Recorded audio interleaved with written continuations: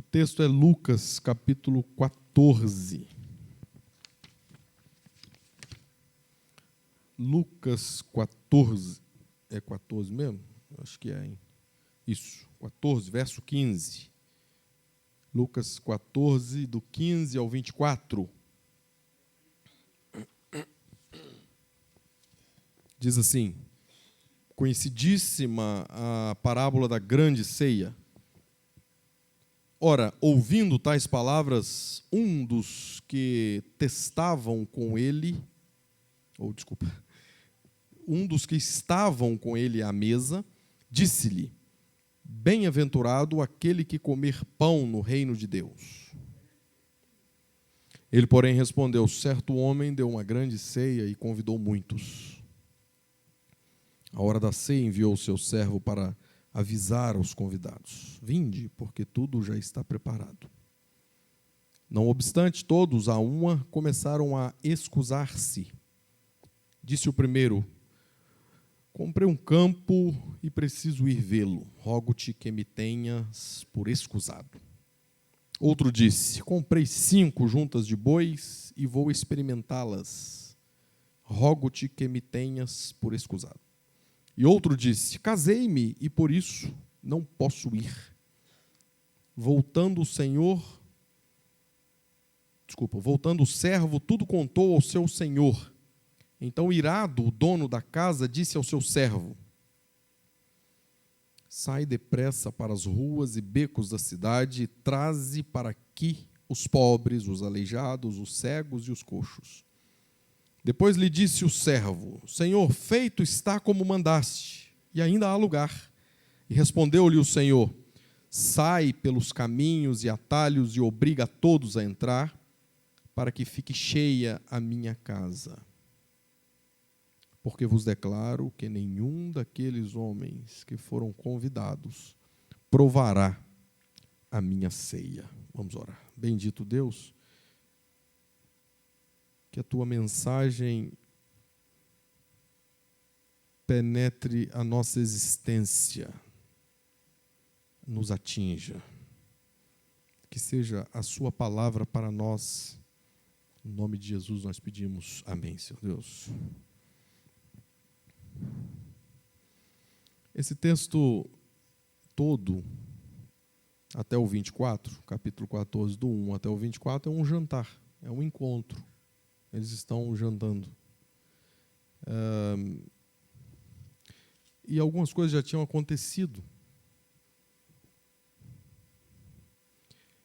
Como, por exemplo, no primeiro versículo do capítulo 14, a Bíblia diz que, com um verbo especial na língua original, que eles estavam atentos, observando Jesus, para que Jesus, se Jesus não iria cometer algum tipo de equívoco, de uma palavra ilegal, inapropriada,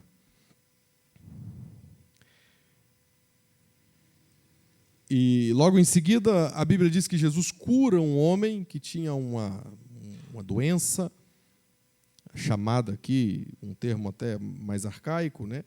Hidropsia, um homem hidrópico, né? Com acúmulo de líquido nas juntas, de água nas juntas do corpo.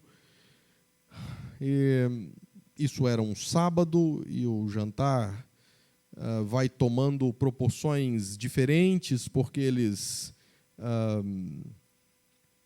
ficaram apreensivos de que se tratava de um sábado, e Jesus diz a eles que se isso tinha algum tipo de problema, eles não respondem nada, e Jesus cura. E depois Jesus, ainda no versículo 5, diz que se porventura você tem um filho que cai numa cisterna, num buraco, você, porque é sábado, você não se move, você não faz nada, você não cuida, não acode, e eles não respondem nada pela segunda vez. Parece que no sábado era proibido responder também, porque eles não falam nada. E a coisa continua. Neste mesmo processo dessa narrativa, o que nós chamamos de narrativa da viagem, de Jesus ensinando, perguntando, respondendo, e como eu disse, se eu não me engano, semana passada, respondendo sem pressa, isso muda tudo, afirmando, ensinando sem pressa, e sem pressa porque ele se permite ser interrompido, e isso mais uma vez muda tudo, porque nós estamos falando com aquele que se permite ser interrompido, que permite interação na relação, para que aquilo se torne ainda mais didático, ainda mais apropriado para o aprendizado. E contando histórias a partir de circunstâncias comuns da vida. Ensinando parábolas, grandes lições espirituais, a partir de observações do dia, da grama, dos pássaros, de um acidente que ocorrera na Galileia e alguém fez um comentário. Ou em Jerusalém, de tragédias da vida que vai se tornando um grande ensino. E Jesus, mais uma vez, no capítulo 14, ele começa a falar sobre os convidados, e tudo indica que os fariseus não sabiam ser nem convidados e nem anfitriões. E é exatamente isso que ele fala do 7 até o 14. Mas até aqui tudo bem, isso faz parte da narrativa da viagem. Isso é a narrativa da viagem.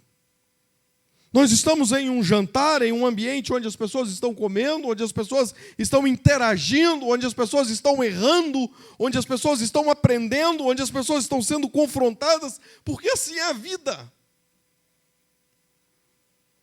Isso é a nossa vida. Há um pouco de nós nesse ambiente invadido por fariseus. Interagindo, errando, vacilando, não respondendo. Eu falei hoje aqui pela manhã, rapidamente.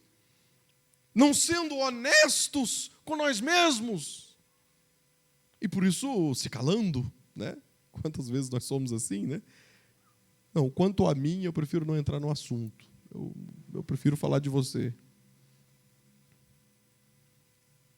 Isso é a vida, e é Jesus no meio disso. Sempre caminhando e tentando nos motivar a caminhar para a cruz. É porque é essa viagem que está acontecendo. Jesus para a cruz. E aqui nós temos até essa relação de Jesus se apropriando aí da imagem da ressurreição como um grande banquete celestial. Ele faz um link disso nos versos 13 e 14, né? Quando ele está ensinando sobre a melhor postura humilde ou a melhor maneira de ser um anfitrião gracioso que convida aqueles que não podem retribuir, que ajuda a alimentar os pobres, sejam anfitriões nesses termos. E aí ele liga a ideia, ou a relação da ressurreição com um banquete. No versículo 14, inclusive, ele termina dizendo isso. Que no grande banquete, é isso que está querendo dizer o verso 14, no grande banquete celestial, você vai receber a sua recompensa. Até aqui, a vida, é a sazonalidade, a vida lá embaixo, lá em cima, fria, quente, da gente. Morna, mudando de temperamentos, ou de estilos, ou de circunstâncias, ou erros maiores, gente que nós apontamos o dedo, condenamos, amanhã estamos em circunstâncias, às vezes, bem piores. É a vida. E é Jesus no meio disso. Mas o versículo 15, nós temos algo que chama essa parábola tão importante para eles e para todos nós. Até aqui tudo bem, mas no versículo 15, um dos que estavam com ele à mesa disse-lhe: bem-aventurado aquele que comer pão no reino de Deus. Sabe o que significa isso? Era como se esse fariseu estivesse oferecendo um brinde a eles mesmos. Ele está dizendo: já que o assunto é banquete, já que o cenário é banquete, já que a figura é banquete por causa do banquete celestial, é bom a gente falar de banquete, que bom saber, todos nós estamos no banquete celestial. Nós quem, cara pálida? Nós, o povo de Deus, os fariseus, os religiosos, aqueles que cumprem, os cumpridores da lei mosaica. E realmente os fariseus eram especiais no quesito cumprimento da lei entre todos os grupos religiosos da época. Eles eram diferenciados, eles eram melhores no quesito fidelidade à lei, no quesito fidelidade aos ritos e etc.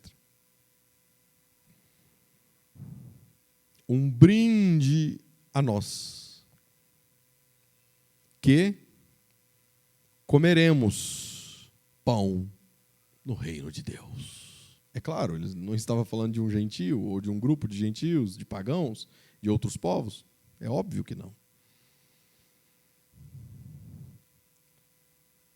Isso aqui sempre será um felizes somos nós, porque temos lugar garantido na mesa.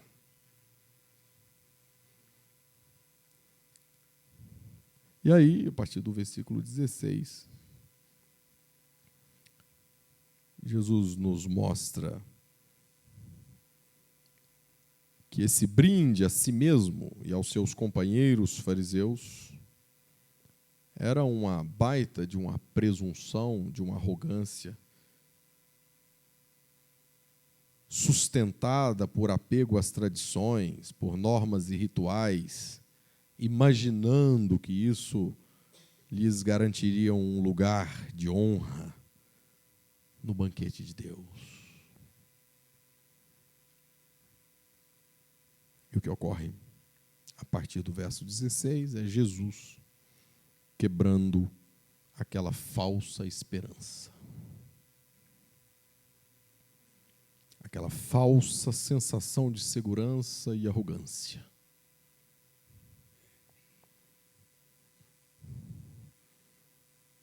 Que a gente não seja omisso diante da suposição infundada daqueles que pensam que estão indo para o céu. É claro, em primeiro lugar, devemos fazer uma autoanálise, né? O que de fato nós temos com Deus?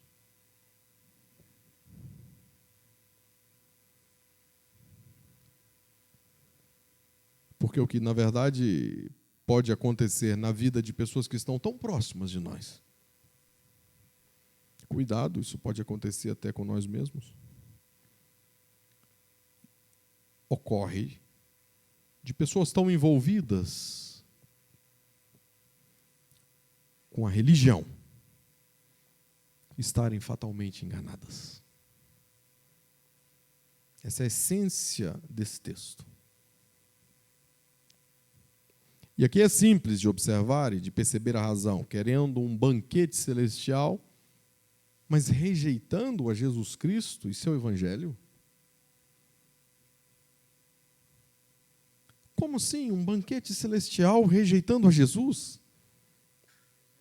Como ocorre, inclusive, desde o início deste jantar aqui, jantar local, do que estava ocorrendo aqui na casa de um fariseu. Essa é a mais mortal e séria de todas as falsas esperanças.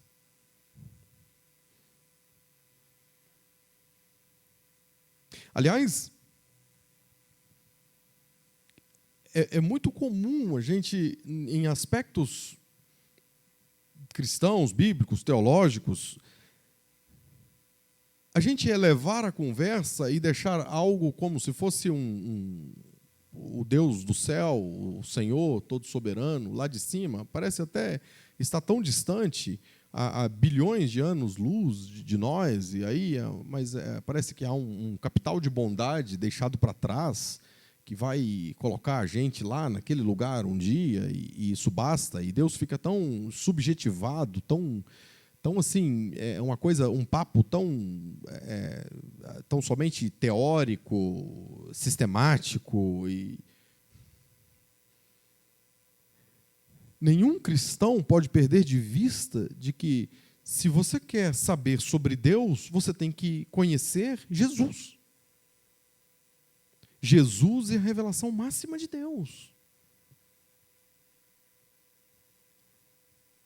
Nós precisamos ter a compreensão de que você quer um padrão, você quer uma vida, você quer carne, osso e sangue para você ver, você quer objetividade. Então, como eu faço isso? É Jesus. Porque parece que quando a gente deixa esse assunto só para Deus, fica essa coisa de, não, Deus é um assunto assim que quem pode intermediar é Moisés, é gente como Abraão, que está há milhares de anos para trás. Mas quanto a Jesus, não, Jesus é Deus encarnado, é Deus conosco. E fez e disse em algumas circunstâncias, vai e faça o mesmo em várias circunstâncias para que nós possamos entender e aprender. É muito fácil falar de Deus num aspecto acadêmico, subjetivo, é muito fácil lidar dessa forma. Mas Jesus Cristo, Deus encarnado, estava diante deles e eles não sabiam como lidar com isso.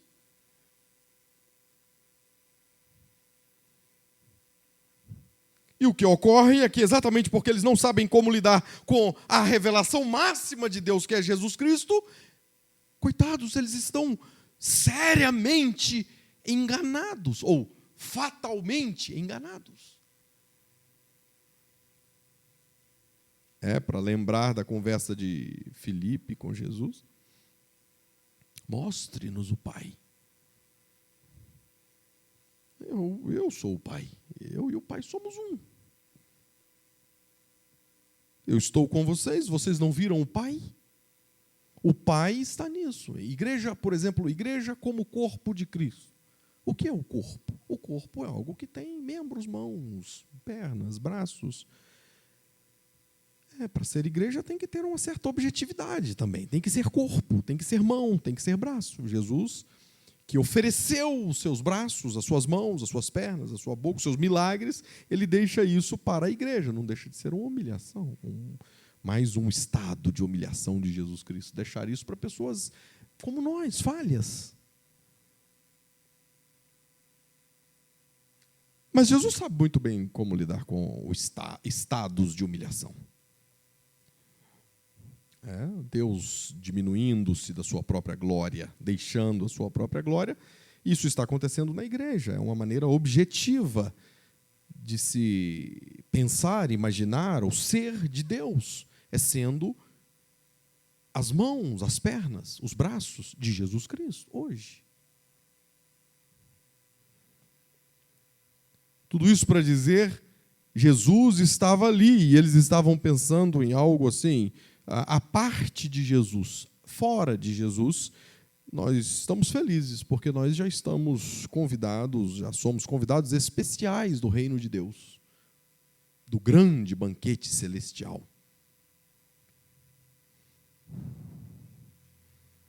Mas a gente percebe que aquilo era só um brinde à presunção e à arrogância. Versículo 16, ele, porém, respondeu. Olha só, ele responde contando histórias. Na maior parte das vezes, nessa passagem, longa passagem de Lucas.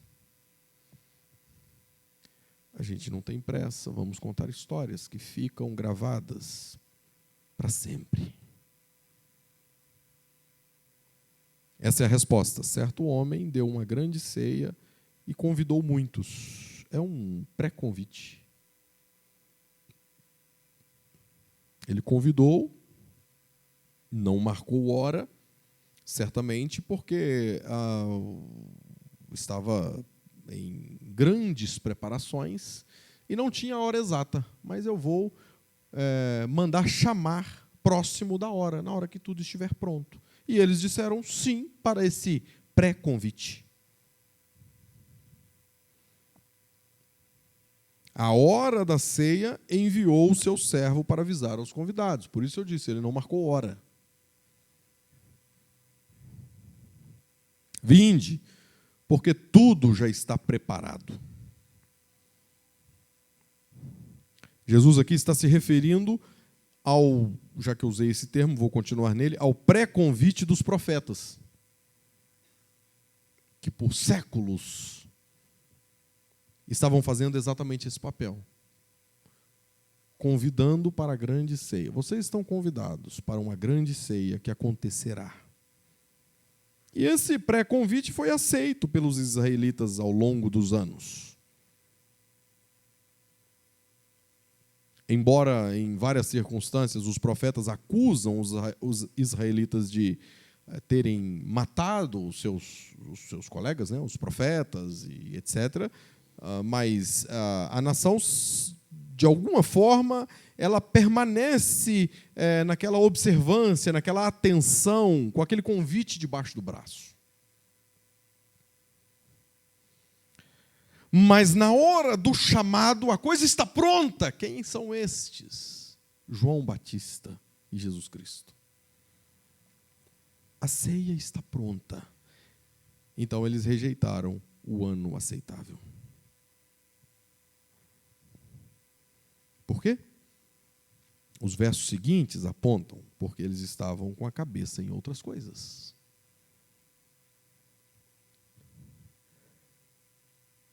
Não obstante, todos a uma começaram a excusar-se, a se desculpar, ou a se justificar. O primeiro falou, eu comprei um campo e preciso ir vê-lo. Rogo-te que me tenhas por escusado.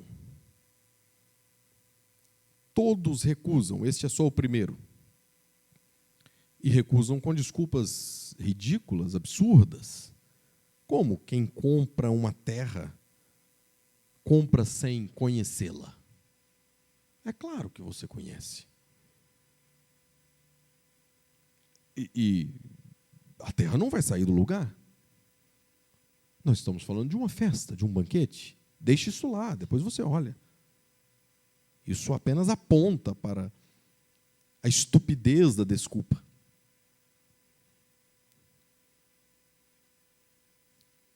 Outro disse, comprei 5 juntas de bois. É muita coisa. Isso aqui, para a época, é um bom dinheiro. E vou experimentá-las. Quem compra bois sem ver, sem experimentar, Scanias nos dias de hoje, carretas. Quem tem esse poder de compra que não tenha funcionários aptos para fazê-lo, para olhar, experimentar? É uma desculpa, mas talvez a pior seja a última. Casei-me e por isso não posso ir. Deuteronômio dá o direito para o recém-casado de não ir à guerra. Mas há um banquete? Teria casado com uma mulher brava? A Meire está olhando ali. Que diz, não vou e nem você. Já viu isso, irmã Maria José? Gente assim, mulher assim? Não vou e nem você vai. Isso pode ser comum hoje. Mas para os padrões daqueles tempos, uma mulher judia, tendo algum tipo de poder, de decisão, sendo tratada como uma peça igual naquela época, é claro, infelizmente, mas não.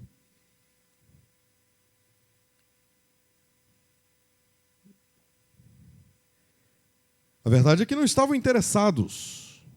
Eles estavam autossatisfeitos. se satisfizeram por eles mesmos. Não, eu não tenho interesse. Eu já tinha sido convidado, disse sim, mas na hora do chamado, não estou animado para esse negócio. Porque o convite, é isso que nos faz entender, foi trocado pelas coisas deste mundo. Que se a gente coloca as 3 numa lista, a gente percebe, tratam-se de posses e relacionamentos. Eu tenho relacionamentos melhores ou programas melhores para participar, que me interessam mais, ou eu tenho posses ou propriedades, ou bens, que para mim são mais atrativos do que essa história toda, do que esse encontro festivo que, pelo estado do meu ventre ou da minha mente, não me interessa. Ou seja, falsas desculpas, falsas esperanças, falsos interesses. E aí, a partir do verso 21, o anfitrião se sentiu insultado. Não era por menos, né?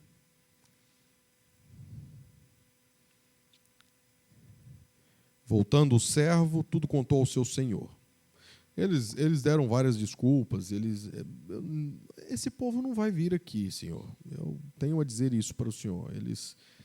Que tipo de desculpas? Coisas como isso, aquilo outro. E então, irado, o dono da casa disse ao seu servo: faz o seguinte, a celebração vai continuar, ou vai acontecer.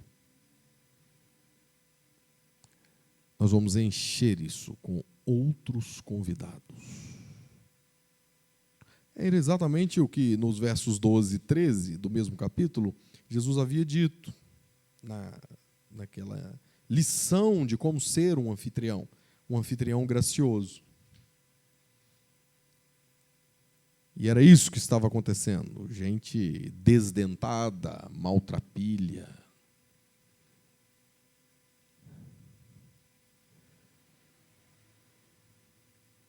Traga os novos candidatos.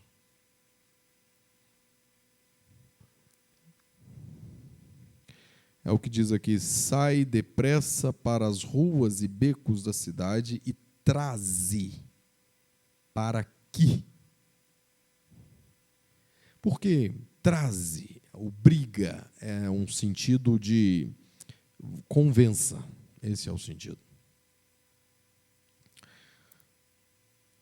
Porque eles jamais iriam pelo simples convite. Era algo que soaria absolutamente absurdo. Absurdo. Do latim mesmo. Absurdos. Algo que absolutamente surdo. Não dá para ouvir, não dá para entender. Por que não? Porque, como assim eu vou participar de um grande banquete como esse, de alto nível? Eu preciso cumprir o protocolo social disso. E qual o protocolo social? Eu tenho que contribuir de alguma forma. Presente, sei lá, alguma coisa assim. Talvez não tão diferente dos dias de hoje.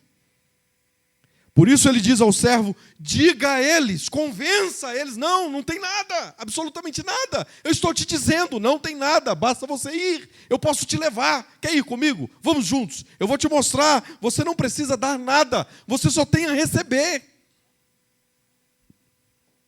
E assim foi. Muita gente apareceu, mas o dono percebeu que o salão só tinha 1/4 da sua ocupação, do seu espaço ocupado. E ele disse: tem pouca gente aí, né? Pode trazer mais. Agora, vá mais baixo na escala social.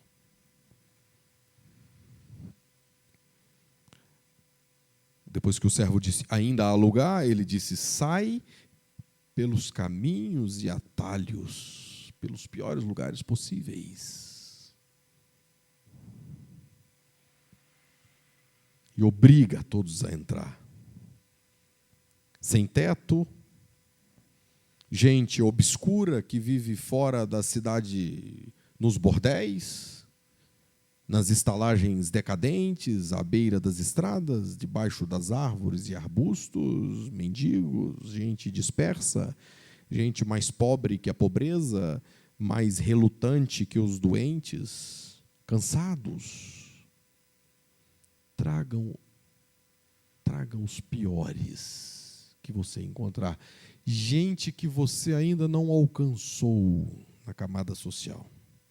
Você não chegou lá. Você trouxe o primeiro grupo. Música e comida para os moralmente maltrapilhos, para os socialmente desprezados e conscientes. Isso aqui é o melhor. Mas todos eles conscientes da sua própria indignidade. É claro que é assim.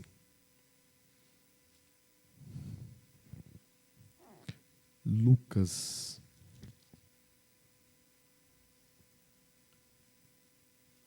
Alguém leia para mim Lucas 18, 13. É isso que eu estou chamando de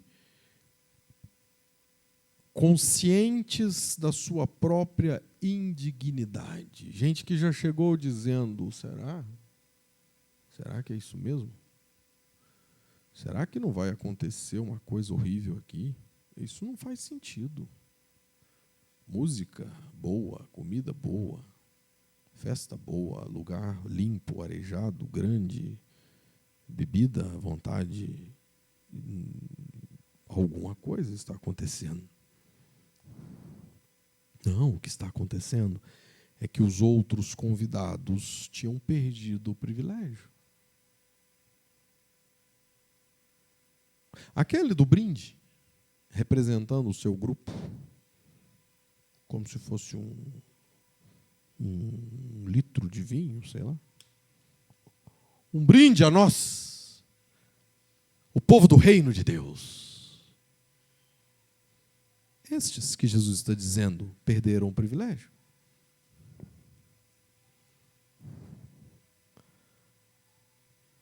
Os outros convidados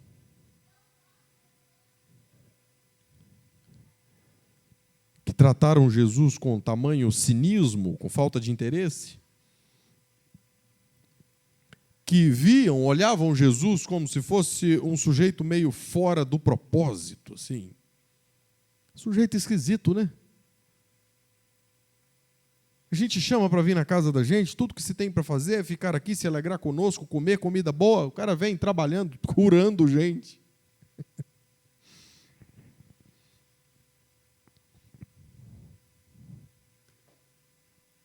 Eu estou rindo porque eu me lembro da circunstância vizinha aqui da cura de uma mulher encurvada. No capítulo 13. Sem de modo algum, obrigado, poder endireitar-se. Vendo Jesus, chamou e disse, mulher, está livre da sua enfermidade. A mulher vivia encurvada, tinha um problema na coluna, certamente, algo assim. Não, mas o sábado é o dia do descanso. Mas é exatamente o que eu acabei de fazer. Eu dei descanso para essa mulher. Não, mas não pode, não é bom, né? Isso, o senhor está mestre ou rabi, você está fora do propósito, equivocado, a ponto de pensar em tantas circunstâncias que Jesus estava, sim, o próprio Jesus estava afastado da mesa de Deus. Jesus estava tão distante do grande banquete messiânico na cabeça deles. Jesus está tão distante desse banquete messiânico. O que a gente precisa é se fortalecer, se organizar cada vez mais como grupo, para a gente debater, para a gente colocá-lo em circunstâncias difíceis no debate, né? De sair, a ponto de, logo adiante aqui, o que a gente precisa é matar esse cara. E aí todas as tratativas começam. Não sabem eles que Jesus está exatamente cronometrando o tempo, observando o programa para que esse interesse de crucificá-lo ocorra em breve. Isso é absolutamente cronometrado. Jesus entra em Jerusalém e aquilo que ele fazia em secreto, ele faz agora em público a partir daquela entrada, para que exatamente ele seja preso, para que a gota d'água entorne tudo e ele seja preso exatamente na quinta-feira. E para que seja morto exatamente na sexta-feira. Jesus está fazendo isso. E observando não só Lucas, mas os evangelhos sinóticos e João também, Mateus, Marcos e Lucas e também João, porque tem narrativas um pouco diferentes, né, estilos diferentes, a gente vai perceber exatamente isso, Jesus fazendo essa contagem para que a coisa dê certo naquele momento. Não foi coincidência Jesus ter ressuscitado naquele dia, naquele domingo, ter morrido naquele dia, naquela sexta-feira? Absolutamente não. Mas o déficit é para eles, que não estão percebendo nada, não estão vendo nada. Estão vendo Jesus como um sujeito inconveniente, esquisito, estranho, rebelde, revolucionário contra eles, que usasse, então, esse poder, essa sabedoria e esse espírito revolucionário contra Roma, não contra Israel. Não se fala nada de Roma. Ele não foi ver César. E só se pôs diante, ou foi posto diante de Pilatos, porque Pilatos mandou chamá-lo. Por que não nos ajuda contra esse sistema horrível?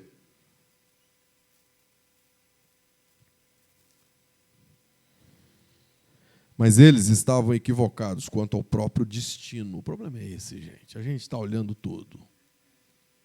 Política. Por falar nisso, está chegando, né? Eleições, né? Porque a coisa nunca saiu daí, infelizmente. Vamos tentar ser mais de Cristo num momento como esse. Porque às vezes a gente fica com foco nessa coisa toda, ou naquela, ou na vida particular, ou nos desejos, ou nos relacionamentos, ou nas propriedades, ainda que poucas. E a gente morre, passa a vida, né? Perde vida diária, equivocados quanto ao nosso próprio destino. Ou quanto ao destino de gente tão perto da gente.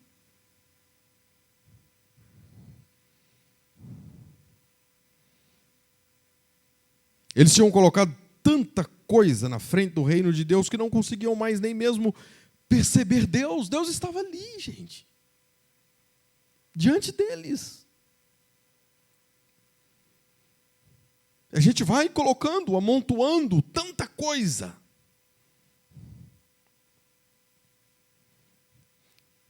Como o câncer, né? O processo de substituir o significado do reino em nosso coração é indolor.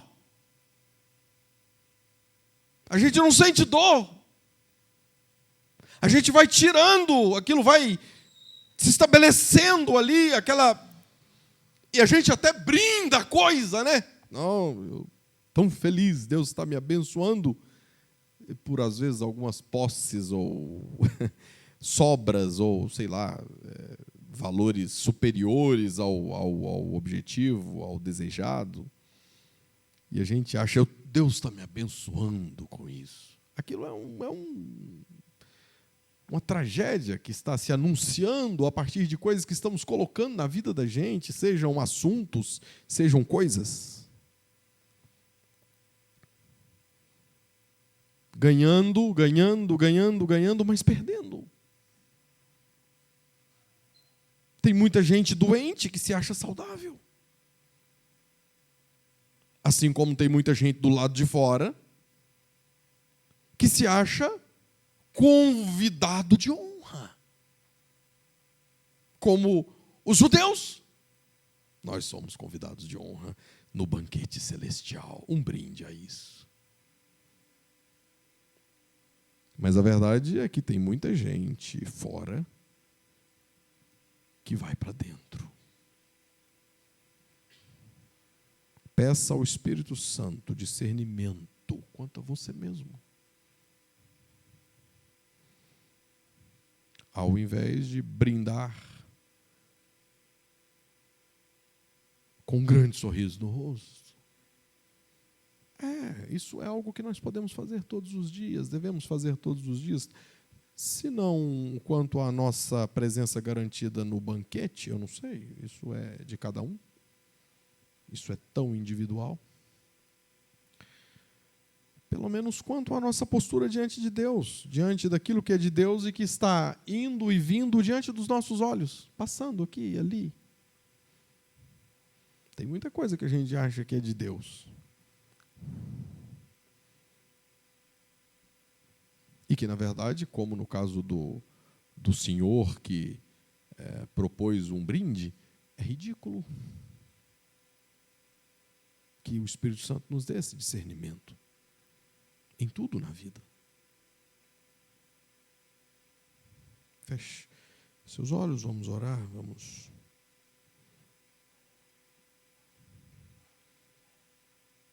Já que nós estamos falando de banquete, de lugar, qual é o seu lugar?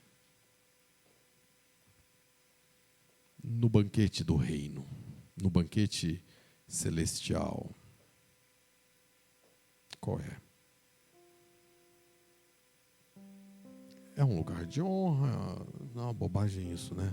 A gente querer honra diante de algo tão puro, tão santo, tão grandioso. Senhor, que as migalhas que caem desta mesa, que elas possam me alcançar, elas já me bastam.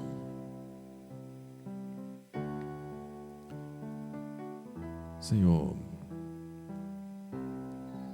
que a gente aprenda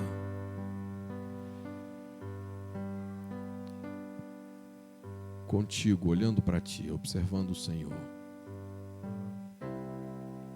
e que seja implodida de dentro de nós toda presunção, arrogância,